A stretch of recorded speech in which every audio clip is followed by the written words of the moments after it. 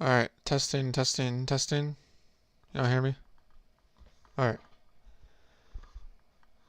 That was a rhetorical question because, I just want to make sure that this is all working properly. So, yeah, let's hop right back into this. So, this is episode number 8 of the GSFL um, live recap slash podcast slash live stream, so whatever you want to call it. And we're getting through this. We're moving, cruising right along up to week. We're gonna start week 8 tonight. Um, Probably should say, do a quick disclaimer. Sorry for the no normal time stream. Originally scheduled for last night, but I just didn't have everything ready in time, and I didn't feel like trying to scramble to try and get it done. And there's some other things I just wanted to do yesterday, so apologies for that. But we're here. Get this done here shortly this afternoon, and then move on to um, the games starting tonight. Which that just reminded me, actually, I didn't actually. I completely forgot to make the schedule graphic. So yeah, you know what? It's fine. We'll deal with that as soon as we get there. So but yeah. So anyways, welcome once again. I know I said it at the beginning already, but this is episode 8 of this podcast, and yeah, we're just gonna jump right back down to business here, and gonna just kind of see how it's all, what's happening, and yeah, let's go from there. So without further ado, let's get things underway here. Talk about the first game that happened this past week. Let me just pull up the stats here. So our first game this past week was on Thursday. We had another division showdown in the second of 2 matchups between the Canton Aviators and the Toronto Huskies. In this time it was in Canton, Ohio, so the birthplace of American football. And yeah, so just like last time, the result stays the same. If you remember correct, or if you remember, any of you remember, this game was a very, very odd one. The last time these two teams played, only field goals were scored. The Huskies ended up winning. I think it was like 12 to 6. I don't know. It's some random score. It was probably like 15 to 6 or something. Really odd. But this time we did get some touchdown action, and obviously it was pretty good. So we have a Huskies victory here again, 23 to 19. Not as big as they've had in the past, but this was a division game, so I presume that it just kind of went how a division game should, which is more tough.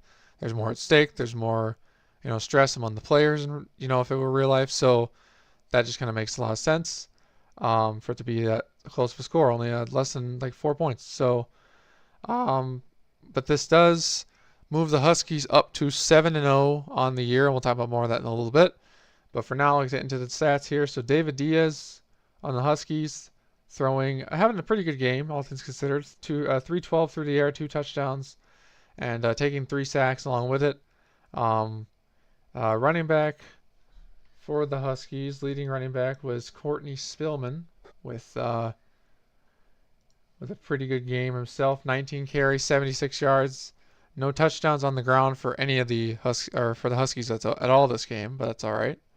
And then in terms of receiving, they had 2 receivers break 100 yards, almost 1,000 yards, 100 yards. First one being Rick Peck, who's been very, very consistent for these guys for the entire season thus far. And then behind him, Darrell Matthews, another consistent player. However, he's their starting tight end, who had 107 yards, 12 catches, and 2 touchdowns. So both the touchdowns from Diaz went to him. Yeah, honestly, a very good game, all things considered. Huskies, like I said, end up getting their 7th. Or actually, let's talk about the Aviator stats first here. 2 quarterbacks needed for this one. Joseph Church leaving the game early. Unfortunately, I'm not sure if I remember correctly, it might have been an injury. It might have been an injury related, but he's not injured for more than just this game. So it's just a game deal here. So Nathan Moyer had to come in, and basically both quarterbacks threw about the same, which was not very good. Even got the fullback in action as well. And their running back for Canton had Juan Randolph. He had 20 carries for only 68 yards, but he did get a touchdown. So that definitely kept him in this game against Toronto's defense and whatnot, and their offense. But receiving wise, Eddie Elston led the team, but he had under 60 yards. So really didn't help that Joseph Church got injured partway through the game, but it also didn't help that their backup, Nathan Moyer, didn't take advantage of the fact that Joseph Church was out and he had to step up for him. Um, but yeah. So and then in terms of defense for either side, nothing really too crazy. No interceptions thrown. In terms of sack wise, the leading sack person on either side was Jordan Applewhite, led with 2 sacks for the Aviators. But nothing really too flashy that stands out to me on both sides, considering this was a very, which is interesting because this was a very tight game. So, yeah, in the end, the Huskies get the win here, 7-0, 7 straight wins. Big question is, when's their first loss going to be? Their upcoming schedule, from what I remember, is kind of on the tougher side of things. Let me just quickly check here. So for the Huskies, so their schedule here, we're in week 8. So they got the Sentinels coming up I'll reveal the schedule in a little bit, but they got a lot of tough opponents coming up here as well. They got a couple more division games to play still. Most of their division still to play. And they got a bye week still coming up as well. They're one of the few teams that hasn't had their bye week yet. Well, not few, actually. The bye weeks go until week 10. But, yeah, so they're cruising along here, 7-0. And they're so far the only team without a loss. So, see how long that can stand. But, yeah, so that's good win for Toronto. And look forward to seeing what they do the rest of the season. So.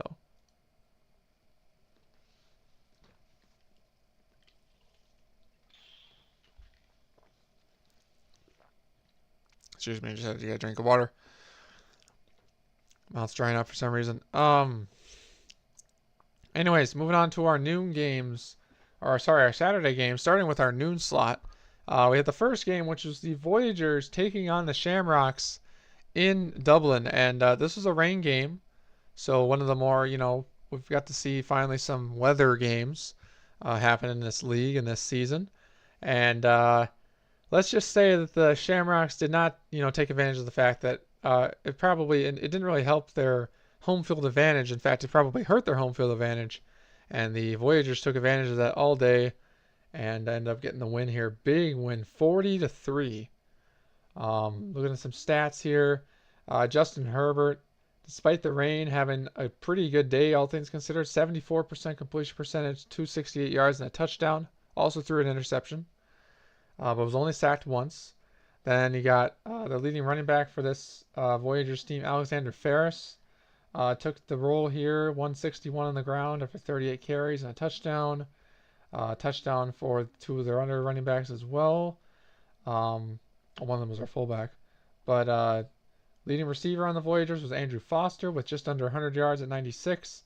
And the one lone touchdown reception also went to Alexander Ferris. But through the air inside of the ground. So, yeah. And then I guess we'll move on to Shamrocks here briefly. Nothing really pretty to look at here.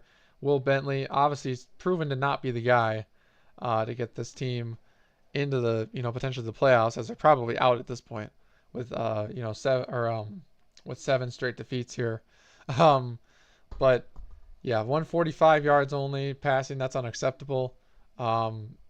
Their running game was atrocious. Also, Damian Bethel, 56 yards only. That's not terrible. That's not the absolute worst. It could be worse. It could have been 0. But and then receiving again didn't help that their team was just locked up the entire game. The rain didn't help that either.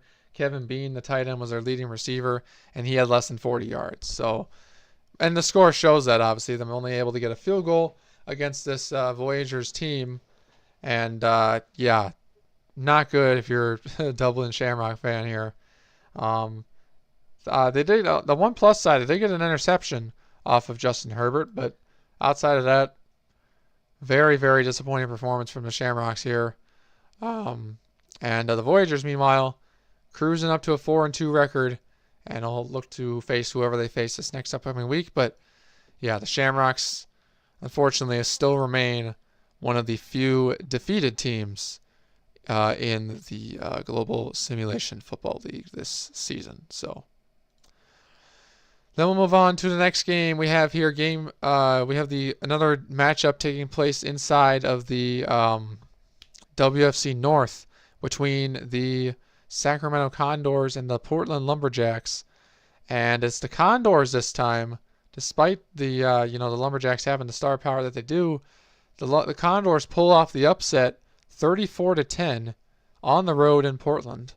And let's talk about let's go into a little bit deep dive slightly in here on what happened exactly here. So it looks like overall just a better game from the Condors. Jake McLean looking pretty good. 323 through the air, 2 touchdowns, no interceptions, no turnovers.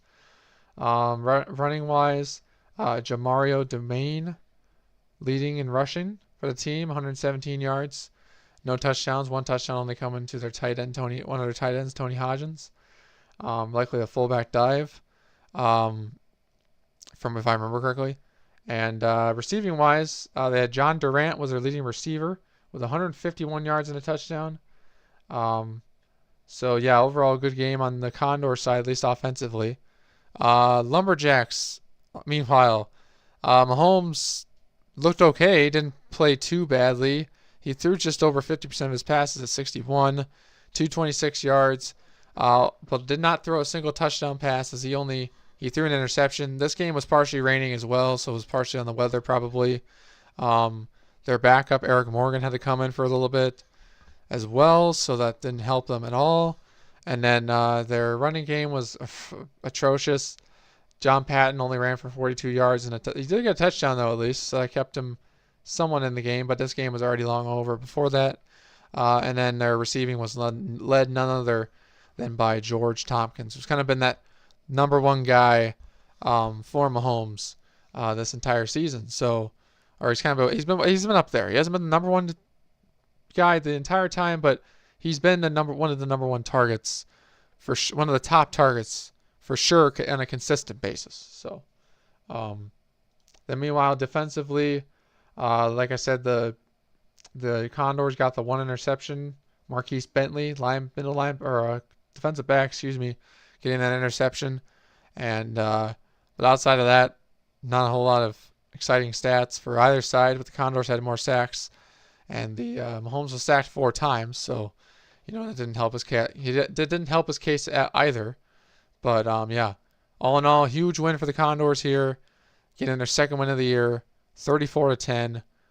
Lumberjacks fall to 500 at 3-3, so they'll look to bounce back next time they play. So, and then we got the next game here on the list, which looks like it's the Sentinels taking on the Wizards. And the Sentinels, speaking of upsets here, first division matchup between these two this season, and it did not disappoint if you were looking for an upset, because the Sentinels gave you that upset 37-16 against the Wizards team that had only lost 1 game in the last 6. And Trevor Lawrence had led the offense, kind of a higher scoring offense than most. But this team was shut down, and let's take a little bit look at the stats here. So Lawrence himself, not a bad game overall, 351, 1 touchdown. Did throw 2 interceptions, so that really didn't help his case. And he was also sacked 6 times, so that offensive line for Orlando did not really hold up to expectations and do their job the greatest. Jaquez Kinney was held under 100 yards for once at 69. And then their receiving, nobody had over 80 yards, as their only leading receiver for the Wizards was Matt Hendricks, the tight end. And the 1 touchdown pass went to Antoine Barton. But that's about all of it there. Bryce Young, playing again for the Sentinels here, had a pretty good game himself, 322 through the air, so similar to Lawrence. 2 touchdowns and also 2 interceptions, just like Lawrence, but he was sacked 4 less times, His running game, Andrew Overstreet, ran a little better than Kinney, but only had 83 yards, and he did have a touchdown though. And then the biggest difference for these two teams was the receiving game for the Sentinels was obviously a lot better. Hunter Dobson getting 125 yards and a touchdown, and the other touchdown pass going to Jared Dishman, as Kyle Pitts is still out, but he is only out for one more week, so we will see him next week. So in week 9. So if you're excited to see Kyle Pitts in action here in this league, stay tuned for week 9 as he'll be back during that time. So, and then obviously defensively, I guess I can just talk about this a little bit. So obviously we had 2 interceptions on both sides. Sack-wise, honestly, Will Anderson Jr. still playing here. 2 sacks, 3 tackle for loss. Pretty good game from him. On the other side, that's basically about it. So yeah, just overall a good win for the Sentinels in this game and a good win in a division. And they're now able to try and stay competitive within the division as they only have 3 losses so far. So looking to climb their way back to try and at least secure a playoff wildcard spot if they don't end up taking the division, which I think right now the Wizards are still leading it. I have to double check that though. So, but anyways.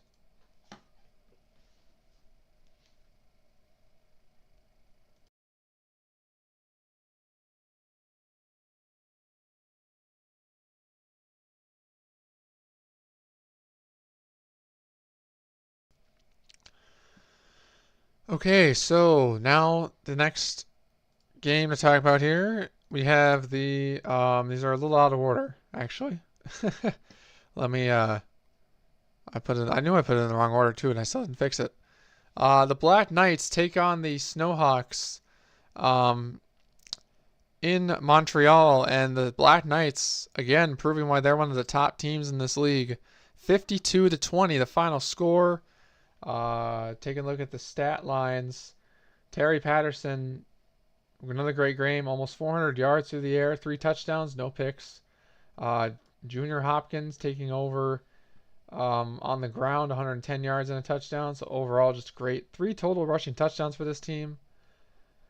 Leading receiver was actually Tyler Torrance with 178 yards, almost 200. No touchdowns, sadly, but he did get 2 touchdowns, went to Jared Whitworth, one of the other receivers. Unfortunately, it looks like that Derek Hyde, I forget what his name is now, did not play in this game. I didn't even notice that. But, okay. So the receiver the connection we're used to seeing, the Hyde to Patterson connection, I like to call it, just because these guys have been teammates for so long prior to this season, was not a thing in this game. And despite that, they can still win. So they just prove that they don't really necessarily need to rely on that connection as much. It's not that they don't need it. It's just that they don't need to rely on it. Meanwhile, for the Snowhawks, Larry Rutt not playing bad by any means. 365, a touchdown. Did throw a pick. Didn't really help him. Rushing was average. Morris Blue, not the guy, clearly, that I can see. He also left the game injured, so he's out for this week, this upcoming week. 52 yards on the ground, and, no touchdowns, sadly. But, yeah, so there's that. What else here? Then receiving-wise for the Snowhawks, Roy Joseph led the team. Excuse me. Led the team. Six catches, 127 yards, no touchdowns. The only touchdown that Larry Rutt threw went to Martin Thompson, another receiver for the Snowhawks. So, yeah, there's that. Looking at defense, nothing that sticks out to me so far except for the interception from Joshua Farley from the Black Knights, which went 60 yards and to the house as well. So it was a pick 6. And, a couple sacks, a couple tackles for loss in there too. So overall, this is a new division showdown, by the way. Overall, a pretty interesting, huge win for the Black Knights again. And honestly, I mean, I'm not surprised at this victory. I think I predicted it to go this way last week, so I'm not That also doesn't surprise me. And then, yeah, I mean, the Snowhawks fall to 2-5, sadly, on the year. But there's not quite out of it yet. They could probably still. Well, this is probably about the max amount of losses you want to try and get a wild card spot, especially with it being more competitive in this league, with it being, the same amount of wild card spots and whatnot, but less weeks to play. So there's probably a good chance that they could maybe lose one more game, but I wouldn't necessarily try that because you've already lost 5. So there's only 13 weeks. So, you do the math there. That's already 7 weeks played. The best record they could probably get now if they have it in their bye week is an 8-5 record. So, I mean, that's not terrible, but actually not even 8-5. It's a 12-game series, so it'd be 7-5 is the high max they can get now. So yeah, probably the max amount of losses they can have at this point. So the Snowhawks want to make the playoffs. They can't lose any more games after this. Black Knights, meanwhile, sitting comfortably with 2 losses so far, and we'll see who they play. Hopefully, at the end of the stream, if I can figure out how to show you guys the schedule without revealing some of the scores from some of the games I've already recorded for this upcoming week. So then we got our next game, which I'll move back to this one. Actually, no, I was on the right one anyways. The Thunderbirds taking on the Monarchs in London, and my goodness, this is a sight to see here. The Monarchs getting a huge victory upset over the Thunderbirds, who just had an unfortunate loss. I think last week too, or was it the week before? No, it was the week before, I think. But anyways, I thought they bounced back last week, but then they come on the road here in London and they don't look like themselves. I mean, it was crazy. I all of a sudden was watching the game. I thought I looked away for a moment to do something, and all of a sudden I looked up. I'm like, whoa, this is a 40-11 game. What the heck? What happened? Uh, long story short, London happened. But anyways, no, Nate Hampton, not a bad game by any means. He did throw just over half his passes, or complete over half his passes. That probably didn't help him a whole lot. 1 interception thrown as well, 351 yards, a touchdown. Running game, Emmett Massey, despite being back for the last couple weeks, did not really get a whole lot going, 52 yards only. The receiving game was pretty solid. Brenton Allison with 140 yards through the air, 11 catches. The only touchdown going to actually Emmett Massey through the air, not on the ground. So, there's that. Meanwhile, for London, on the other side, Josh Allen didn't throw a single touchdown pass. However, he did have 2 touchdowns with his legs, so that helped him stay in this game. Let's see, no receivers. Rick Goodwill was just a yard short of 100 yards receiving. And in their running game, aside from Josh, John Hargrave had about 83 yards on the ground. Not terrible. Defensively, though, the Monarchs did have a pick 6, so that interception by Quincy McCain did go for a pick 6. So that also helped them a lot as well. Excuse me. So yeah, I mean, honestly, that's kind of how this whole thing happened. So yeah, I mean, that's pretty much all I gotta say about that. Lost my train of thought. So yeah, overall, huge victory for London in this one.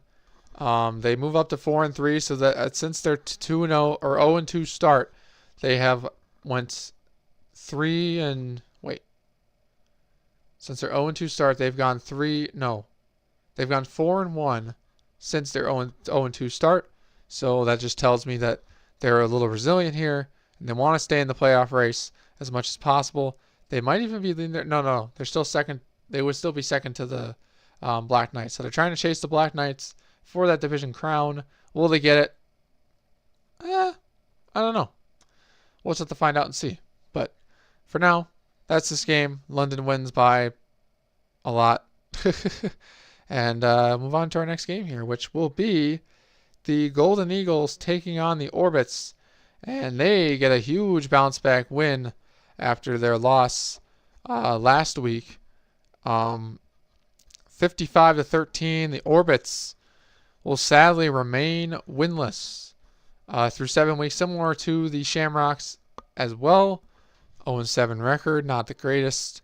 CJ Stroud looking as fine as ever, 480 through the air, 4 touchdowns, no making it look easy. Justin Mullins doing his best to become the running back of the year, 118 yards and a touchdown, 2 touchdowns on the ground from Stroud. Ben Saunders having an excellent game, 147 yards, 2 touchdowns. Juwan Shear is also having a good game with 124 yards as well. Joey Looker having a good game himself, 2 touchdown passes or catches, whatnot. So, there's that. Moving over to the Orbits, meanwhile, their running game was actually pretty good. Larry Fender coming in for Steven Short, who got injured, actually, proved that he could be potentially the starter as he finished with 104 yards on the ground. No touchdowns, sadly, and he fumbled once. But, yeah, still better than Justin Short, who couldn't get... Steven Short, who couldn't get anything going the last, 6 weeks. Junior Minor, very poor game from him, 51 yards only. It's not the worst, but it's still not very good. And then their tight end, Tyron Lofton, finishing with a touchdown. The only touchdown that was thrown by Tucker Finnegan, who finished with 208 passing yards. Okay, that's not bad. 1 touchdown, 2 picks, 38% completion percentage. Yikes. Yeah, so Finnegan might be out of a job after this year, if we continue this past this year. He might be traded. I don't know. Trade deadline, I think, is here, so they could easily trade him. But yeah, I don't know, because they're already 0-7 here. They could just keep him since he's a younger quarterback, but at the same time, just not very good. He's just been inconsistent this entire season. The entire season, I'm just gonna look it up here. He's averaged an interception every game. He's had at least 1 interception every single game. That's incredible. Sorry if my mic was too loud. His completion percentage has been 68 or below, essentially, every week. So, yeah, no, he's just not been doing very good here. He's 15 touchdowns, 13 interceptions. We'll actually talk about the stat leaders in a little bit. That's another actually added on bonus. In this, probably since I won't be able to reveal the schedule, I'll probably just tell you guys the schedule, just so I don't have to, reveal anything I don't want to. But yeah. So, anyways, but that said, yeah, overall, huge win for the Golden Eagles. That type of defense, I don't know if I did. Defensively, for both sides, nothing that sticks out to me right away. 2 interceptions, obviously thrown by Tucker Finnegan, but aside from that, yeah, Golden Eagles played very well. Got the win here on the road in the division as well. So they're leading that more now. So yeah, that's all I gotta say about that. So cool.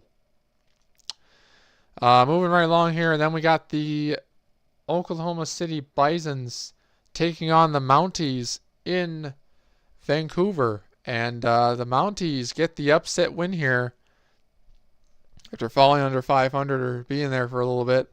They finally got up to 500 again at 3-3. Bisons lose their second game of the year and fall to 4-2. And yeah, let's talk about it a little bit. So Brock Purdy, not a bad game, 407 yards, 1 touchdown, but he did throw 3 interceptions. So this Mounties defense definitely got the best of him in this game. In terms of Joey Bernard having a good running game for the Bisons, 89 yards, 16 carries, not terrible. And then Orlando Pearson with a career game of, let me just read that again, 10 catches, no touchdowns sadly, but 204 yards. So really the most reliable target that Brock Purdy's ever had, probably, in a single game at least. It's not the record, but it's up there. So Pearson's got something happy to hold his high, or hold his high, I said that wrong. Hold his head high about. There we go. So yeah, that's all cool, fine and dandy. But then we got moving over to the Mounties, Joe Burrow, 2 touchdowns, no interceptions. So that's probably the biggest difference there. A little less yards as well, only 337, but not bad. Anthony Young, I said his name right, had 30 carries for 156 yards and a touchdown. Joe Burrow ran one in also as well. And then the leading receiver was Damian Mitchell, who had a touchdown and 153 yards. So, cool. And then there were interceptions, obviously, like I said, on the Mounties defense. Outside of that, nobody got over 1 sack on the Mountie side, but on the Bison side, Rashard Thornton did get 2 sacks, 2 tackles for loss, and a fumble recovery. So that's pretty. That's the only interesting stat I can find at this point. But yeah, overall, huge win for the Mounties here, getting back into that division race. They're not in the same division, but getting back in that division race of their own, with being back up to 500 here at 3-3. And yeah, so that's essentially what I have to say all about that game and all that. So cool. And this will be our last game of the 3 p.m. games technically. We have the Steamers taking on the Blues, and likely actually I even wrote the score wrong. That's dumb. So that score is not correct, by the way. I can't do much about that right now, but the final score was actually 27-17. Still a close score, like I predicted, but not a 3-point or 5-point game. It was a 10-point game, so about double what is on the screen there. That's actually a score you'll see in a second here, but for now, we got the Steamers getting the win over St. Louis, and the St. Louis just, having that big win over the Black Knights.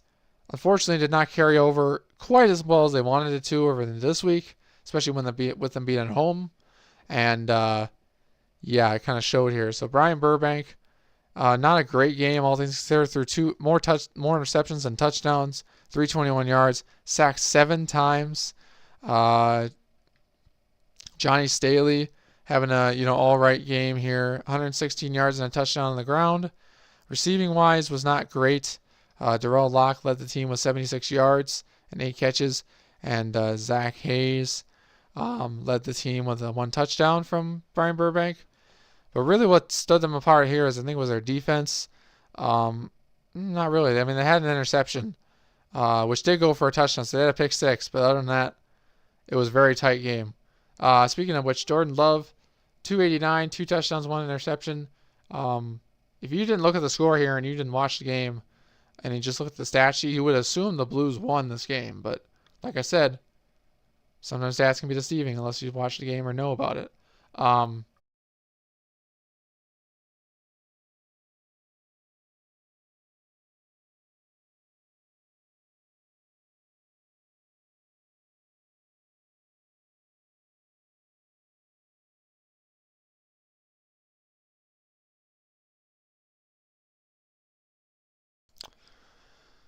Okay, sorry about the slight delay though. I'm not exactly sure what happened there, but for some reason it just wasn't connected.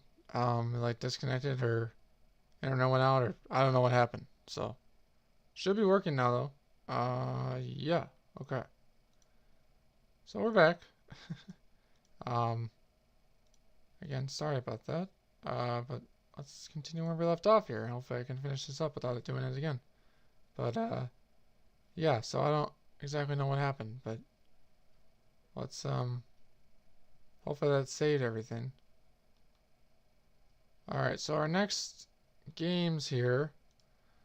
First had the Dragons taking on the Redwoods in Tokyo this time, after remember their first matchup was in week 2 on Thursday Night Football. And the Dragons, same result as last time. Dragons get the win here. Excuse me. Redwoods fall to 3-4 on the year, and the Dragons move up to 4-3. Sam Young didn't look that bad. 304 yards, 5 sacks taken, no touchdowns, no interceptions. George Turner didn't go as off as he did last week, but still a solid game. 91 yards on the ground and a touchdown. And then Morgan Whiteside leading the team on the Redwood side of things with 77 yards after 6 catches. So very good work from him. No real defensive things that stand out to me. In terms of the Dragons, on the other hand, Dan Norwell had a pretty good game himself. 267 and a touchdown, so only a single touchdown, 72% completion percentage. Deshaun Gills having another Deshaun Gills type week, or game, I should say. 193 yards on the ground and a touchdown, 31 carries, excuse me. And then Jimmy Knott, excuse me, 5 catches, 125 yards and a touchdown through the air. So, and then their defense as well, not a whole lot really to look at. But yeah, overall, the Dragons get the win here at home in week 7. And by the way, I just gotta say a shout out to the person that made these relocation team updated uniforms for Madden 24 here. These Dragon ones are probably my favorite. I don't know why. Just probably it's either the matte finish on the helmet or just the fact that they just look a lot better than what EA gave us. Because I get it. The helmet was kind of interesting, with the dragon head and whatnot, but after a while it just got weird. Like I was too used to seeing it the way they used to make it in the prior to Madden 24 that all of a sudden when they showed those ones, I'm like, that just looks strange. But the way this person made them, it looks actually pretty good. I love the dragon logo just on the helmet, on the side of it, like classic style. I know someone will probably make a better one eventually, but we'll see what how Madden 25 works with the team builder and whatnot. But as for now, that helmet looks pretty good, and the uniform for the Dragons look good. I just want to make that comment because I like those uniforms. But anywho, we're gonna now move on to our last game of the week on Saturday at least. And that was another matchup in this division between the Elks and the Riverhogs, and it's the Elks that get the win here. Riverhogs got it last time, so it's a split series this time around. And Elks get their 5th win of the year here. So in terms of the Riverhogs, Sam Dowling didn't look. Actually, it was a very close game. Like I said, this was the score you saw earlier. I'm sure an accident, but Steve Dowling. I knew I was saying the name wrong. 364 yards through the air, 2 touchdowns. Was sacked 8 times. It's quite a lot. And then he's got almost 80% completion percentage. And then he's got that's about it for his throwing stats. And then Justin Lopez had 20 carries, 96 yards, no touchdowns sadly, and then 2 receivers with over 100 yards on the Riverhawks side, which would be Jackson Smith and Jigba, and Will Cooper as well. Moving over then to the Elks, Joel Basie looked pretty solid here, 418, 3 touchdowns, 1 pick. No sacks taken, so good job to their offensive line. Lamar Thurman on the ground, very, very good game, 83 yards. And in terms of their receiving wise, Matthew Murray, the guy you can see on the cover there, had another fantastic game, 7 catches, 185 yards, and 3 receiving touchdowns. That's just insane. Then moving on to defense for either side. The Elks didn't have any turnovers or anything forced. They had a couple guys with 2 sacks, which is very good for them. Actually, 3 guys. Meanwhile, the Riverhogs got no sacks, so that really didn't help them. And then the 1 interception, though, on the defensive side of the Riverhogs went to cornerback Carlos Maxwell. So very impressive from him. But yeah, that's essentially this is the rivalry inside of the new WFC West division. So split series, like I said, Elks move up to 5-2. Riverhogs fall to 500 at 3-3. So trying to stay competitive in that division, but that division is probably one of the more competitive ones now, with everybody doing what they're doing. So it'll be very exciting to see how it all finishes up in a couple weeks. But moving on from our Saturday games, we'll talk about our Sunday night game, our last 2 games of the week. We have the Desperados taking on the Antlers, and my goodness, we have yet another upset here. Desperados take down the Antlers somehow, 34-27. So only a touchdown separating these 2 sides. Hyde looked pretty good, very good in fact, and 1 touchdown, 321 yards. Only took 1 sack. Eric Peely looked pretty good, 132 yards and a touchdown. And then their leading receiver was Gabriel Priestley, who had 156 yards and no touchdowns. One touchdown did go to Ramondre Wilkinson, but that's about it. And then moving over to the Antlers. Yeah, not really far off from what they're used to doing, but their running game was not very good. Isaiah Melton had only 70 yards roughly and is also out for a week with an injury. Herring threw 2 touchdown passes, 1 interception along with it. And then their receiving core-wise, Zach Carter led the team with 135 receiving yards and the only 2 touchdowns that Jadarius Herring threw. So that's basically the main difference there. Defensively, Perry Reynolds had the only interception on the Antlers for the Desperados side. And then there was J.J. McNeil had 2 sacks, 2 tackles for loss as well. But outside of that, that's basically all the highlights of this game. Overall, a fantastic win for the Desperados if they hope to try and remain in this playoff race in this very tight division, very tight conference. And, yeah, that's all I basically got to say about that game.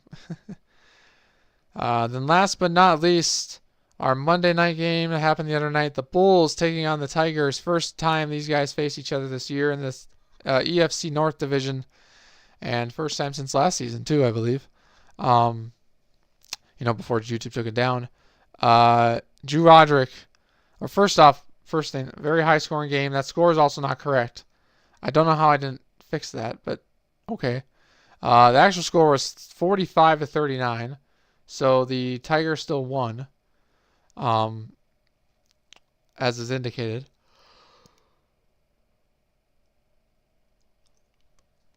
Excuse me, but yeah, so I guess look at the Tigers first. So Lamar Jackson, pretty good game, actually very good game. 481 through the air, my goodness. 3 touchdowns, 1 interception, 1 sack, and then 38 for 47 as well. Rushing, under 100 yards on the ground for Jonathan Love, but all in all not bad. And then their receiving wise, Marcus Anthony led the team with 148 yards and a touchdown as well. So then moving on to the Bulls, Drew Roderick didn't look too terrible. 465 was almost a shootout here, as you can see by the score. 5 touchdown passes for Drew Roderick. And then their running back, Donovan Blake, had only 72 yards on the ground, so that didn't really help them as a team. And then their 2 leading receivers, Donovan Blake himself again, with 132 yards and 3 catches, or after 3 catches. And then Jeffrey Woodson with 111 yards, a touchdown, and after 7 catches. So, yeah, that's basically the whole thing was the reason why the Bulls didn't. They were so close, but that's so far at the same time. Tigers defense just kept stepping up, and they did. Nobody really stands out at the moment. However, the Bulls did get their interception. Excuse me, tired. Bulls got their interception with middle linebacker Joey Henley. But outside of that, that's about it. Other than that, it was pretty even most time across both sides. Hence why it was almost a shootout, essentially. However, alas, the Tigers get the win here in the division at home and force the Bulls into their 6th straight defeat. But that is going to be it for all of the games here. Again, I really hope the rest of the stream is working for y'all and saves on YouTube properly. Because I had to stop streaming for a second just to make sure it would reset itself. So if it doesn't work, I apologize for that. But yeah, now we're going to, let's see. We talked about the Huskies already. Let's do the power rankings here. So the updated power rankings list. And that's not right. Hold on a second. Let me just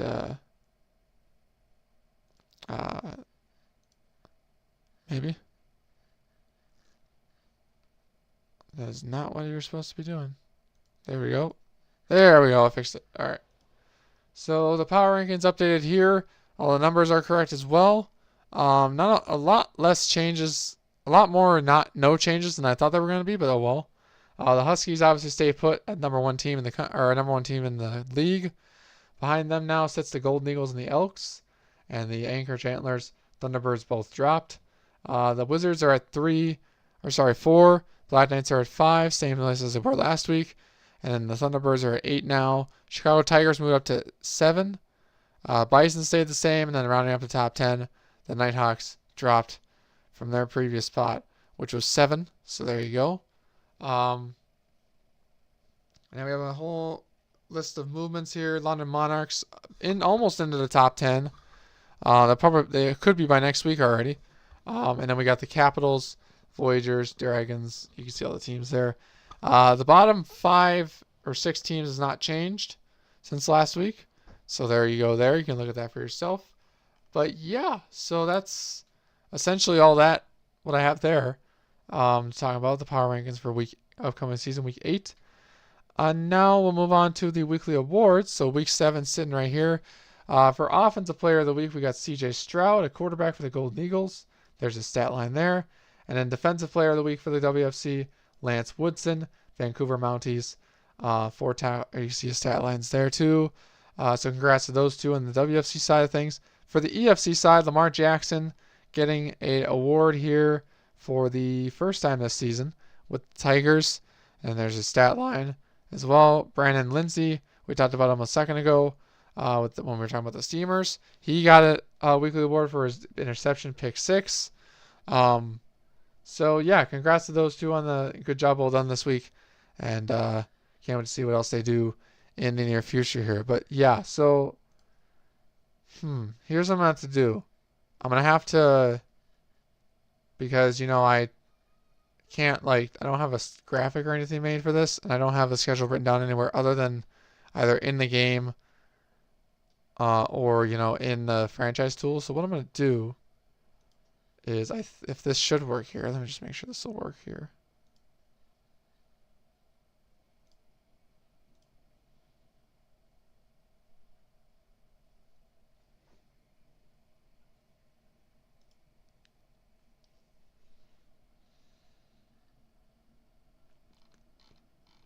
Let's see here. So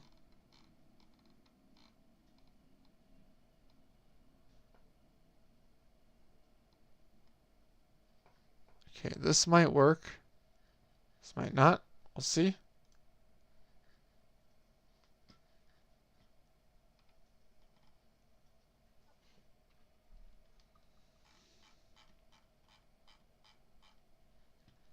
Let's see here.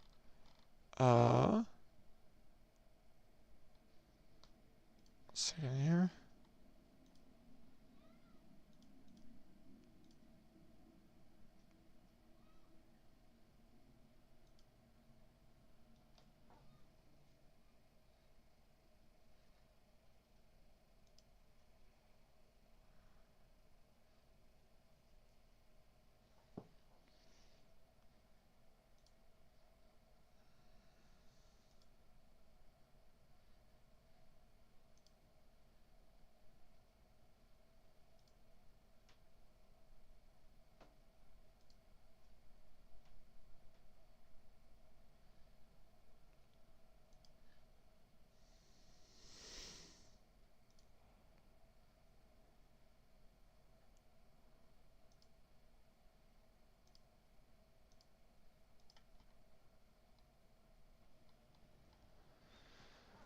Okay, so this, yeah, okay, let's just do it here. So this is a different application called, I'm sure you guys already know what it's called, but let me just double check here. So it's called League Lobster. There we go.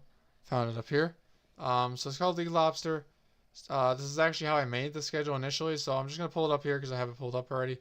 And then we'll go from there. We'll make our predictions and then we'll close out this stream. So hope you guys are okay with that. I might make a graphic still, but I'll put it out later today for the first game. But speaking of the first game, tonight we have the Dragons taking on the Riverhogs in the land down under in Melbourne, Australia. And honestly, I'm going to take the Dragons and win this one just because I feel like they're an overall better overall better team, have an overall better coach, and nothing that matters. But I think overall they're just going to do better.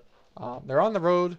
They're traveling from Tokyo, Japan, but honestly, I think they'll still beat this. They'll still beat them. I would be very shocked if they don't win this game, but I will pick the Dragons to win that one. And then we got the next Saturday games. We got the Tigers taking on the Thunderbirds. And actually, this is reversed, I believe, because Lee Lobster does a weird thing where it flips the home game and the away game. Actually, let me just quickly see if I can fix this here. So, contacts, no. Teams, dates, time slots.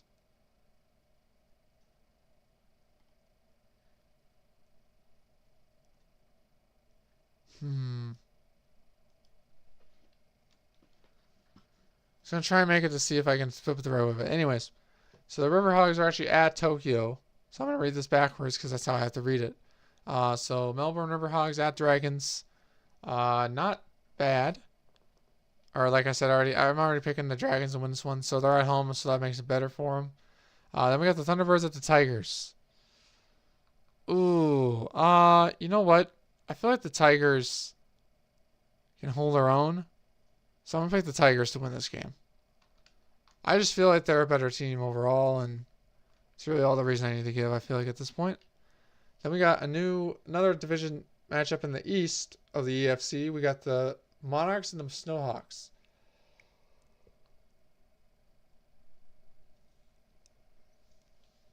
Excuse me. You know what? I'm going to pick the Monarchs. I trust them. They're bounced back. I wouldn't be surprised if they lose because it's a division game, but I would also not be surprised if they beat them by a lot. So I'll pick the Monarchs. It's going to be a close game. It's a division matchup, so there you go. Then we got the Bisons and the Antlers. Come on, man. Well, it's a tricky one. I'm going to pick the Antlers. I think the Antlers, they need a bounce-back win after losing to Desperados. I feel like they'll get it here. It's not going to be a very close game, or it's not going to be not a wide open blowout. It's going to be a close game, so I'll just take the Bisons. And then we got the Dreadnoughts facing the Golden Eagles. I will take the Golden Eagles. I just trust them a lot more. They're much better overall. They're much better with their record. They're much better with throwing the football. Give me the Golden Eagles to win this game. Then we got the Desperados and the Armadillos. You know what? I'll take the Armadillos. I feel like that's weird, but it's a home team, so usually if I don't know anybody or I don't really have a side, I just usually pick the person that's at home for these types of things. Then we got the Nighthawks and the Elks as well. In that one, I'm probably going to pick the Elks to win. I like what, Greg Hyde has transformed into since his first seasons, a couple seasons last year and the year before that. But I still trust the Elks a lot more. Joe Basie seems to be fitting in just fine there in sunny Southern California. Then we got the Capitals and Aviators taking on each other. First battle of Ohio, or maybe the second now. I forget now. So that'll be fun and exciting to watch. But I am going to pick the Capitals to win this one. I like the Capitals a lot more than the Aviators. If Joseph Church is playing, this game will be kind of close. If he's not playing, I can see the Capitals blowing him out by like 20 points or so. So give me the Capitals for that game, and we'll move on. Then we got the Pioneers taking on the Lumberjacks. Both teams are at 500. You know what? I'm not going to bet against Mahomes this time. We're going to pick Mahomes to win this game with the Lumberjacks. I don't know what the score is going to be, but somewhere in the neighborhood of a combined like 46 points or something. I don't know. Then we got the last game of Sunday here, or Saturday, sorry. We got the Voyagers versus the Bulls. And let me say something here. If the Voyagers just beat the Shamrocks by like 30 points to only allowing 3, and they're winless, do I think the Bulls are going to remain winless another week, or are they going to pull off the upset?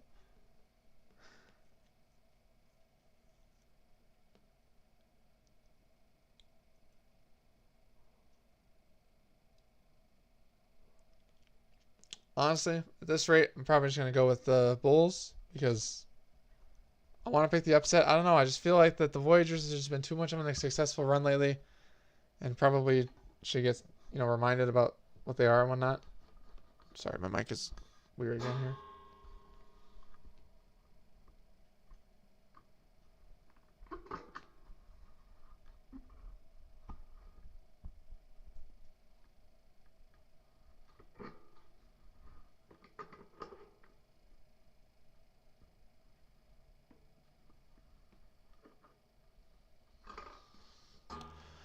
Okay, so that's cool.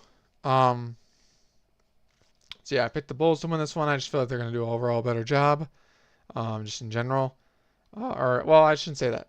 I feel like they're capable enough to pull off the upset, and that's all. I'm going to leave it at that. So then we got our Sunday night matchup between the Houston Oilers and the Orlando Wizards. So matchup in round 2 of this season between these two teams, and honestly, I think the Wizards are going to bounce back. I feel like Anthony Richardson's going to get overwhelmed again, and I feel like the Wizards are going to have this one now that they're at home. Last time they were away, they still won, but I feel like now that home crowd's going to really push them to the finish line, and they're going to finish out Week 8 with finish out their Week 8 game with a win. So then lastly, we got Mounties versus Condors. Honestly, we got,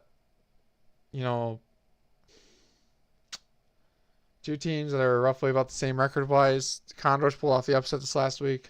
Mounties did as well, but you know what? I kind of like the Mounties. I'm not gonna. You know what? My gut says go with the home team, so go with the Mounties. I feel like they're gonna do something here. They're gonna just find a way to. I think they're gonna just beat the Condors. That's honestly that's my professional opinion. But yeah, I would not be surprised if this is a close game. No, it's a division game, so it's gonna be closer probably than most. But I feel like it's just gonna be different. It's gonna be better. So yeah, overall, I'll just pick them to do that, and then we'll that's kind of what I'm gonna go with here. So yeah, give me the Mounties to win this game. Condors will just come up just short and probably fall to 2-5 on the season. So, but yeah, so that oh yeah, I was gonna do. That's right. I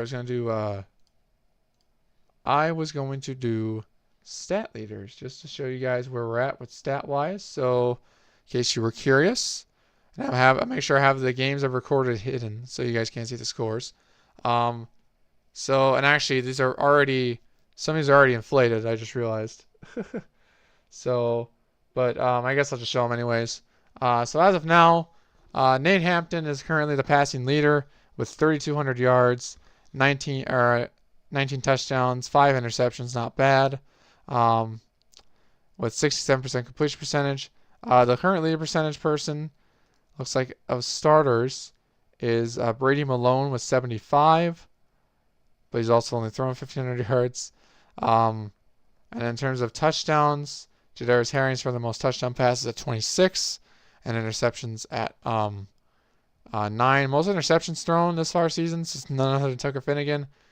But honestly, these two it makes sense to me because again, 0-7, or 1-5 or whatever now. So that makes sense to me. Least interceptions thrown of starters would be Will Bentley, surprisingly. He just hasn't thrown enough to throw in interceptions. That's crazy. His team's 0-7, yet he's not throwing a single pick. All right, I respect it. Yeah, so there's the passing numbers. The rushing numbers, no shocker. Deshaun Gill's leading that category. 1,000 yards, 1,067 yards, 5 touchdowns, no fumbles yet, and 174 attempts as well. Leading rushing touchdowns here is Jaquez Kinney with 9. Only half as many yards though, so that's pretty impressive. So there's that. Receiving wise, I'm curious about this. None other than Matthew Murray, 975 yards and 9 touchdown passes. Or Joey Looker actually has one more, which is impressive. Only 700 yards though. So actually, it turns out that and the leading tight end in the league here is Darrell Matthews with 756 yards and 7 touchdowns. Very good, impressive work by him. Let's see, sacks in a season here. Randy Easley with 10.5 sacks, and tackle-wise, there's your TFLs, 13 tackles for loss. So that's impressive. Interception-wise, looks like we got Dean Bennett with 4 and whatnot. So what's really funny, too, is that the one guy from the Antlers who had, like 3 in a game or something like that, 2 or 3. Yeah, he hasn't gotten anything since then. He had that 3 interception game in week 1 and has not gotten a single interception since. So, interesting. But yeah, in terms of defensive touchdowns, it was the most here. Lance Wooden and Jarius Champ. There you go. And a lot of guys up here. You can read all the names. I don't have to want to read them out for you.